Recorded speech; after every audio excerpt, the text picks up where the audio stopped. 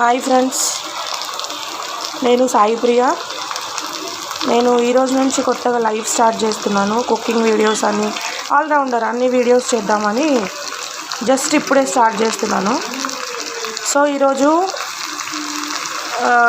Cabbage పచ్చడి చేద్దాము. Cabbage పచ్చడికి ఏమేమి తీసుకున్నానంటే, ఫస్ట్ ఆయిల్ పోసుకున్నాను.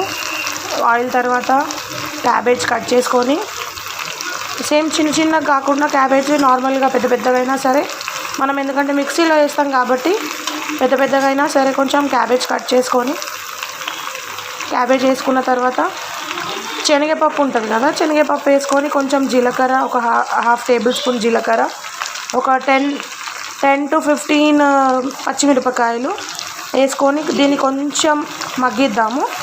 మగ్గిన తర్వాత ఒక 10 మిరపకాయలు వేసుకున్నాను, పచ్చిమిరపకాయలు. ఇప్పుడు దీన్ని కొద్దిసేపు సాల్ట్ వేసి కొద్దిసేపు మగ్గిద్దాము. మగ్గించిన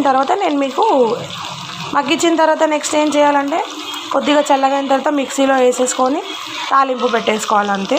దీని వీడియో నేను నెక్స్ట్ చెప్తాను.